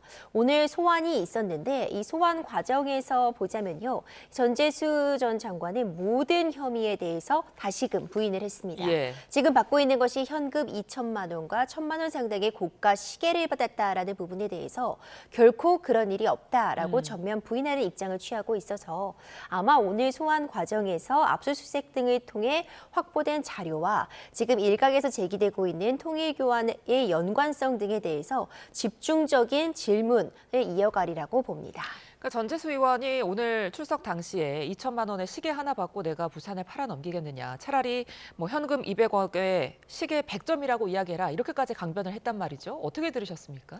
그렇죠. 이제 그 부분도 굉장히 중요한 의미를 갖고 있는데요. 전재수 의원이 이렇게 얘기했습니다. 차라리 현금 200억 원과 시계 100점이라고 이야기하라. 예. 이 말뜻을 좀 살펴보자면 고작 뭐 현금 2천만 원의 시계 한 점 때문에 내 모든 이 인생을 걸고 이런 일을 하겠느냐. 전혀 사실무근이다. 오히려 200억을 받았다고 하는 게 더 믿겨지겠다라는 취지로 읽혀집니다. 결국 본인의 상황에서 지금 무고하다, 전혀 사실과 다른 입장이다, 이런 의혹들은 사실 무근이다라는 점을 강조하고 있는 것으로 보여지는데요. 이제 이런 입장이 추후에 어떻게 판단될지는 만약 이제 어떤 구체적인 물증들이 나와서 금품 수수가 사실로서 드러날 경우에는 오히려 악수라고 볼 수 있고요. 그렇지 않고 지금 전재수 의원의 주장처럼 모든 혐의가 밝혀지지 않는다, 증거로 밝혀지지 않는다고 한다면 수사 과정이 오히려 역풍을 맞을 수도 있는 그런 진술이자 상황이라고 평가가 됩니다. 물증을 이제 좀 확보를 해야 할 텐데 확보 가능성은 얼마나 보세요? 물증 확보가 지금 관건입니다. 일단 현금 2천만 원 같은 경우에는요. 이렇게 정치자금법 위반이나 뇌물죄가 문제가 될 때 현찰을 말 그대로 누가 보는 장소에서 떡하니 건네줄 일은 만무하고요. 이런 모습이 영상으로 남아있다거나 뭐 계좌이체 내역이 남아있을 일은 없습니다. 그렇다면은 오히려 현금을 줬다는 걸 입증할 만한 건 부수적인 증거로서 그 전후에 어떤 대화들을 나눴는지, 언제 만났고 실제로 현금을 줬다고 하는 날짜와 접촉한 날짜가 임박했는지, 뭐 같은 날인지 이런 부분들을 살펴볼 것 같고요. 이번 사안 같은 경우엔 시계가 또 하나의 관건이 될 수 있을 것 같습니다. 뭐 구매 내역 영수증이 확보가 된다거나 전재수 의원이 뭐 시계를 차고 있는 사진이 등장한다거나 이 시계와 관련해서 실제로 구매한 사람이 있고 그 구매한 사람이 이후에 전달했다는 부분을 입증할 만한 다른 정황 증거들이 나오게 된다면 수사가 굉장히 급물살을 타지 않을까 생각이 됩니다. 그러니까 이 현금과 시계를 받았다는 의혹과 더불어서 지금 문제가 되고 있는 게 전재수 의원의 출판 기념회 직후에 이 통일교 산하재단이 전 의원의 책을 1,000만 원어치를 구입했다, 이 부분이거든요. 근데 이와 관련해서 이제 전 의원은 세금 계산서까지 정상 발급된 거를 내가 확인했다, 이렇게 주장하고 있는데 이 부분도 문제가 될 수 있을까요? 그렇습니다. 지금 전재수 의원이 출판 기념회를 열었고요. 이 통일교 측에서 1,000만 원 상당, 그러니까 책 500권 정도를 구입했다라는 부분이 문제가 되는데 이 출판 기념회는 사실 많은 정치인들이 하는 일련의 행사입니다. 이를 통해서 도서를 구입하는 것은 합법적인 행위이기 때문에 이 도서를 구입한 것 자체가 곧바로 문제다라고 할 수 없는 건 맞습니다. 합법적인 행동이 맞고요. 전재수 의원은 세금 계산서도 발행했으니까 문제가 없다라고 강력하게 이 혐의에 대해서 부인하고 있습니다. 그런데 또 역으로 출판 기념회에서 누군가 도서를 구입한 것 자체가 문제가 되는 건 아님과 동시에 출판 기념회였기 때문에 몇 천만 원이나 되는 어떤 도서를 구입하는 것이 항상 합법적이다. 세금 계산서만 발행하면 괜찮다라는 것은 또 아닙니다. 이 부분 수사는 진행될 필요가 있어 보이는데요. 이 도서 구입이 사실상 어떤 대가로서, 청탁에 대한 대가로서 도서 구입이라는 기회를 통해서 합법적으로 좀 우회해서 청탁을 실행하려고 한 것은 아닌지 이 부분에 대해서 좀 더 지켜볼 필요성이 있고 수사 대상에는 포함되는 사안으로 보여집니다. 경찰이 이제 수사에 박차를 가하면서 천정궁의 출입 기록도 확보를 했다고 합니다. 이 기록에 따라서 정치권의 수사 범위가 좀 확대될 가능성도 있을까요? 물론 이 누가 이 천정궁을 출입했느냐를 놓고 출입했다고 해서 무조건 다 지금 정치자금 위반과 뇌물죄 혐의를 받을 것이다라고 단정 지을 수는 없을 겁니다. 다만 아마도 이제 특검에서 진행하고자 하는 이 수사기관에서 진행하고자 하는 부분은요. 이 경찰 측에서도 실제로 돈을 받았다라는 이야기가 나오고 있는 그 명단과 실제로 이 통일교의 핵심적인 그 장소라고 할 수 있는 또 한학자 촌제와의 면담을 위해서 거쳐야 하는 장소로 알려져 있는 이 천정궁을 출입한 기록이 있는지 그 명단과 출입 기록을 좀 대조해보는 작업은 거칠 것 같고요. 너무나도 눈에 띄게 뭐 자주 출입한다거나 특정 시기에 누구와 함께 자주 드나들었던 그런 기록이 있는 사람들, 그런 사람들은 좀 수사선상의 대상에 오를 수도 있지 않을까 생각이 됩니다. 알겠습니다. 특검 수사 상황도 좀 살펴보겠습니다. 먼저 관봉권 띠지 폐기 의혹과 관련해서 지금 한국은행에 대해 압수수색에 나서는데요. 관봉권 정보를 확인할 계획이라고 하는데 어떤 걸 밝혀내기 위함일까요? 지금 이 관봉권 띠지와 관련해 이제 특검이 출범했는데요. 이 부분은 전성배 씨의 자택에서 관봉권, 그러니까 우리가 흔히 얘기하는 한국은행에서 나온 돈이 발견이 되었는데 그 돈을 감싸고 있는 이 띠지가 감쪽같이 사라진 부분이 지금 계속해서 논란이 되고 있는 겁니다. 이제 이와 관련된 관본권 띠지 분실의 책임이 어디에 있는지, 이와 관련된 어떤 음모가 있었던 것은 아닌지 확인을 하기 위해서 이 특검이 출범을 한 것이고요.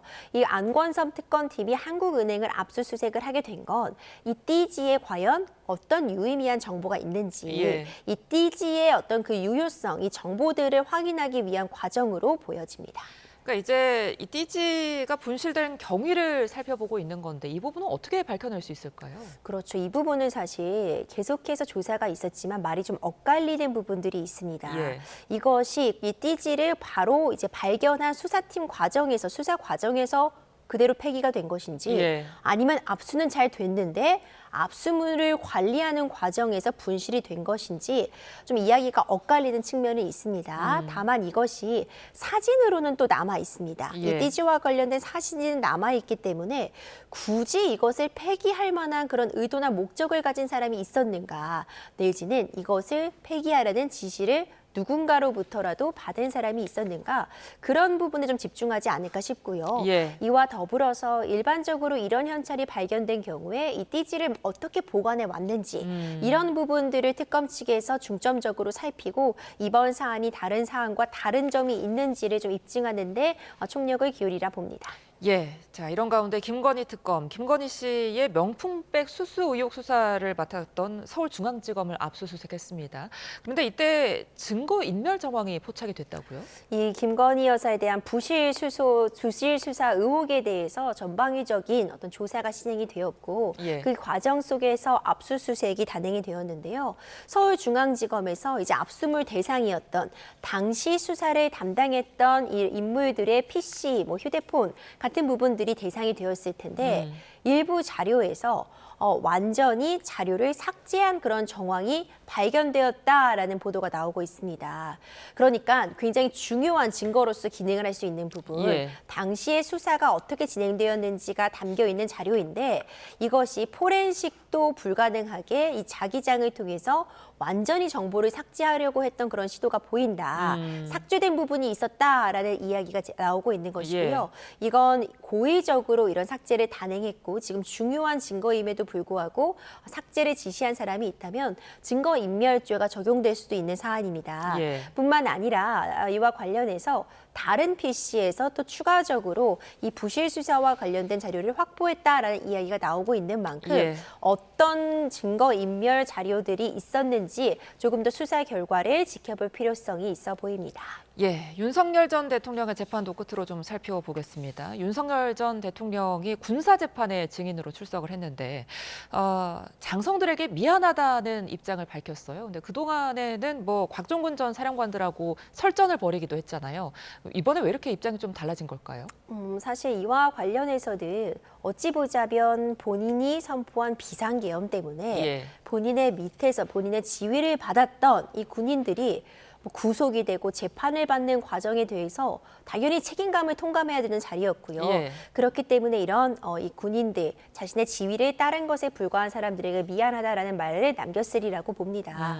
이 계엄 사령관들의 이 군사 재판에 증인으로 출석을 한 상황이었는데 출석에 불응해서 과태료를 한번 처분을 받았고 그 이후에 지금 출석을 해서 다시 한번 이 비상계엄의 선포는 적법했다. 본인이 행사할 수 있는 권한 내의 행동이었다는 점을 강조는 하면서 이제 그럼에도 불구하고 이런 적법한 지시를 따랐는데 이 지시에 따랐을 뿐인데 이렇게 재판을 받고 굉장히 여러 어려움을 겪게 되는 군인들에 대해서는 미안함을 또 표하는 그런 모습을 보였고요.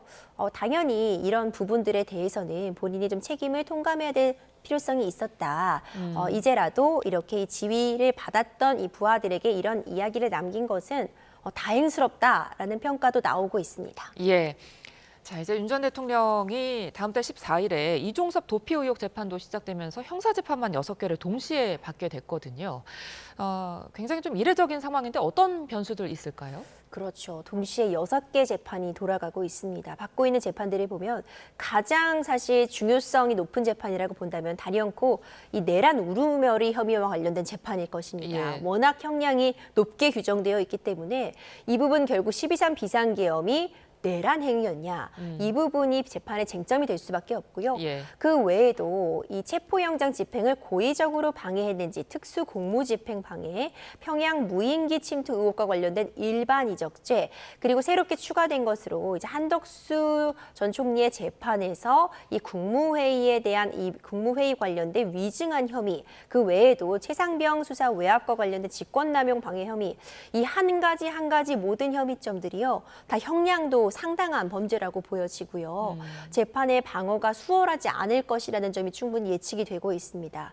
그런데 결국 공통적으로 이 12.3 비상계엄 선포와 관련된 거기서 파생된 그런 범죄 혐의점이기 때문에 일단 가장 이 윤석열 전 대통령 측에서 공격적으로 방어해야 되는 부분은 결국 12.3 비상계엄 선포가 적법하였는가 아니면 이것이 내란 목적이 있었는가 그 부분이 이제 이 모든 재판에 있어서의 유무죄에 그리고 양형에 있어서 참작이 될 요소로서 가장 중요한 쟁점이 아닐까 생각이 됩니다.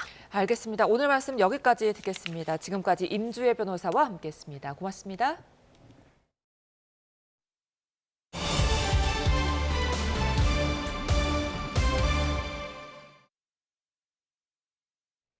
미국 공항에서 상용기가 착륙 도중 추락해 7명이 숨졌다고 현지 언론이 보도했습니다. 추락 원인은 아직 확인되지 않고 있는데 사고 여파로 공항은 폐쇄됐습니다. 보도에 이경아 기자입니다. 시꺼먼 연기가 하늘로 솟구칩니다. 화염 속에 보이는 잔해. 소방관들은 활주로에 붙은 불을 서둘러 진화합니다. 미국 노스캐롤라이나 스테이츠빌 공항에서 상용기가 착륙 도중 활주로에 추락했습니다. 현지 경찰은 이 사고로 7명이 숨졌다고 밝혔습니다. 사망자 가운데는 은퇴한 유명 자동차 경주 선수 그레그 비플 부부와 두 아이도 포함됐습니다. When actually I came out, it was already fully involved. We've had multiple agencies, as we said, come. The FAA arrived about 12 o'clock today. They're taking over the scene. They're taking over the investigation. 항공 추적 사이트 정보에 따르면 이 상용기는 이륙 직후 갑자기 경로를 바꿔 착륙을 시도하다 추락했습니다. 이륙부터 추락까지 불과 15분. 추락 원인은 아직 밝혀지지 않고 있는데 조종사가 이상을 확인하고 긴급 회항하다 사고를 피하지 못한 것으로 추정됩니다. It's been a multi-agency response. We've had city, county, state, feds are here. So we have had, again, everybody is here on site at this point, and we anticipate that this is going to go on for quite some time. 당국은 사고 직후 현장 조사와 수습을 위해 비행장을 폐쇄했습니다. 이곳은 관제탑이 없는 소규모 공항으로 미국을 대표하는 레이싱 리그 나스카 관계자들이 주로 이용하는 곳으로 알려졌습니다. YTN 이경아입니다. 유럽연합 정상회의가 열리고 있는 벨기에 브뤼셀에서 남미와의 FTA에 반대하는 대규모 농민 시위가 벌어졌습니다.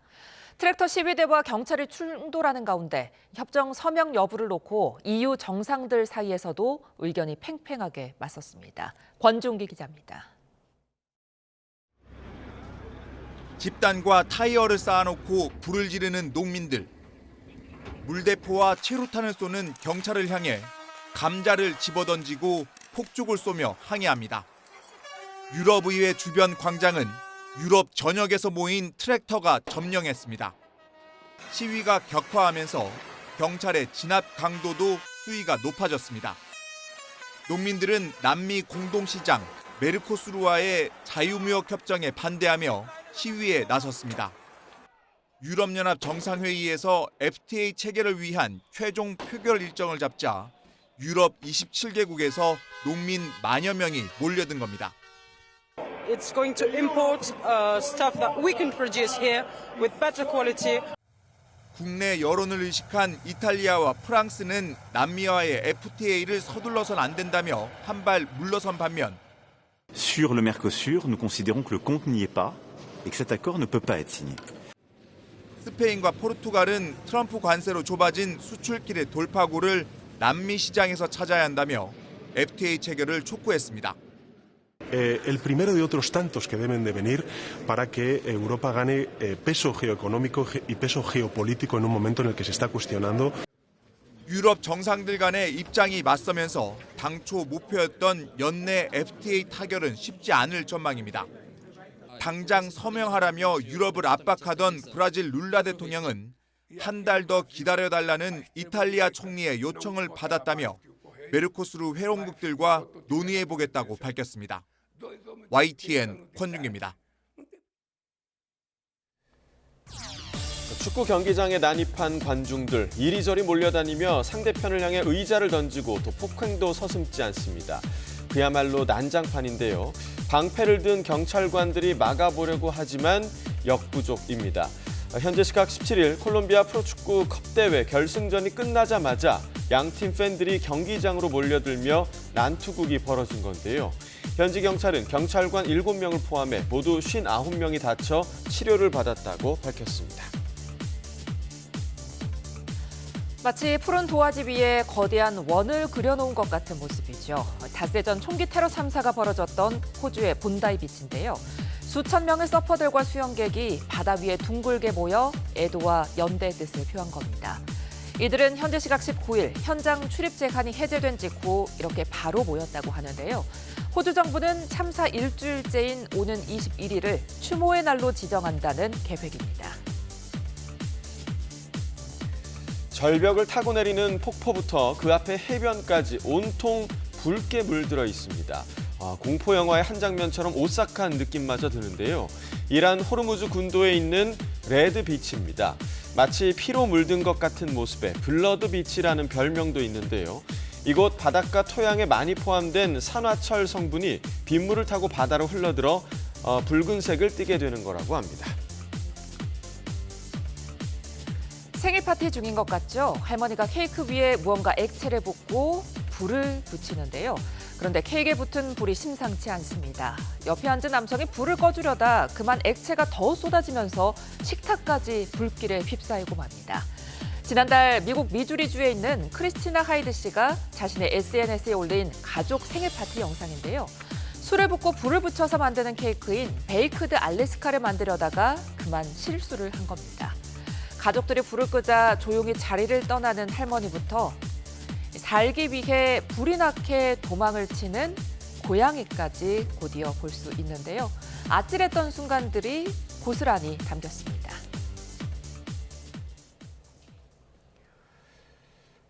샤이니 키에 이어 유명 유튜버 입짧은 햇님도 박나래 씨 불법 의료행위 의혹이 불거진 여성에게 진료를 받았다고 인정하며 활동 중단을 선언했습니다.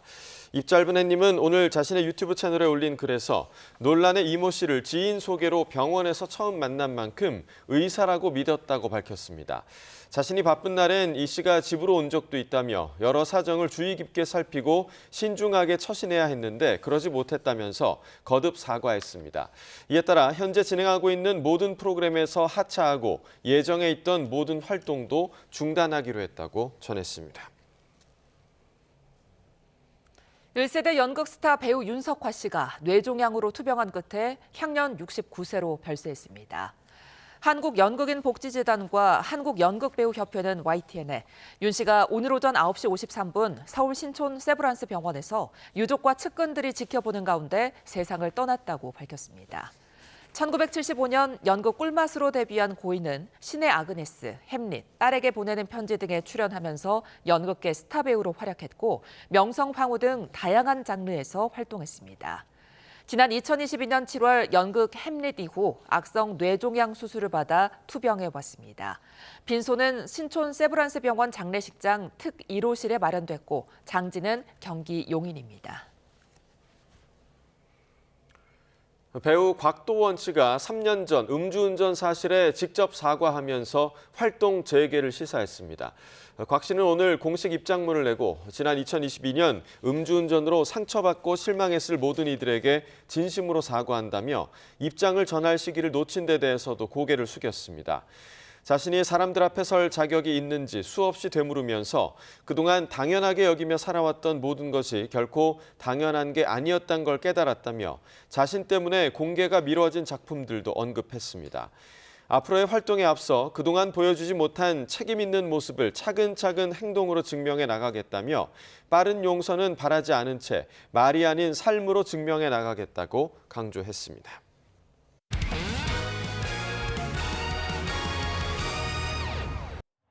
아니, 당신 책임질까요? 다시 우리가 그 샷건마저 했을 때 당신 책임질 거지요? 분명히 얘기했어요.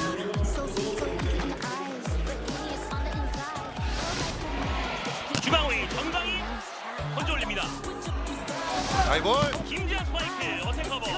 오랜만에 김대리 후위 공격. 득점 성공. OK 저축은행팀에서 포인트에 대한 비디오 판독을 요청하였습니다. 김지한 선수가 살짝 늦어서 네트 위로 손이 높게 올라가기 때문에 그 장면을 보면 될 것 같아요. 김지한 선수의 손 맞은 것이 첫 번째 히트냐 아니면 블로킹의 어떤 과정이었냐. 부분을 블로킹으로 인정하냐 아니냐 싸움입니다. 판독 결과 포인트가 아닌 것으로 확인되었습니다. 블로킹으로 판단을 했습니다. 그렇군요. 분명히 얘기했어요. 자, 그러니까 김지한 선수 겨울답지 않게 온화하다 싶으시죠? 현재 서울 기온은 영상 6도 가까이 올라 계절이 2달가량을 앞서가고 있습니다. 초봄 같은 날씨 속 제가 나와 있는 서울광장 스케이트장은 오늘 오후 5시 개장을 앞두고 있는데요. 가족, 친구, 연인과 함께 소중한 겨울 추억 만들어 보시기 바랍니다. 오늘은 온화한 남서풍이 불어들며 낮 기온이 크게 오르겠습니다. 서울 11도, 광주 16도, 제주도는 무려 19도가 예상되고요. 예년 기온을 많게는 8도나 넘어서겠습니다. 다만 오늘 하늘빛이 다소 흐린 가운데 경남 동부를 중심으로는 가끔 비가 내리겠고요. 주말인 내일은 새벽에 중부지방에서 비가 시작돼 낮이 되면 전국 곳곳에 비가 오겠습니다. 내륙에 예상되는 비의 양은 5mm 안팎으로 많지 않겠지만 오후에는 반짝 국에 미세먼지가 유입되겠고요. 또 내일까지는 포근하겠지만 비가 그친 뒤에는 바람의 방향이 북서풍으로 바뀌며 다시 영하권 추위가 찾아오겠습니다. 이후 다음 주 화요일과 성탄 이브인 수요일 사이에는 또다시 전국에 비가 내릴 전망입니다. 개장 첫날인 오늘 스케이트장이 무료로 개방됩니다. 낮 동안에는 온화하겠지만 해가 지면 기온이 금세 떨어지니까요. 스케이트 타러 오신다면 따뜻한 옷차림 하시기 바랍니다. 지금까지 YTN 원희다입니다. 네, 조금 전 들어온 소식입니다. 일본이 기준금리를 0.75%로 전격 인상했습니다. 일본은행은 오늘 낮 12시 이틀간의 금융정책회의를 거쳐 기준금리를 현행 연 0.5%에서 0.75%로 0.25%포인트 인상했습니다. 일본 소비자 물가 상승률이 3년 넘게 목표치인 2%대를 웃돌면서 내년 봄 임금 협상 기간을 앞두고 기업들의 임금 인상 기대가 커졌기 때문으로 풀이됩니다. 네, 이상으로 금요일 뉴스나우 마칩니다. 시청해주신 여러분 고맙습니다.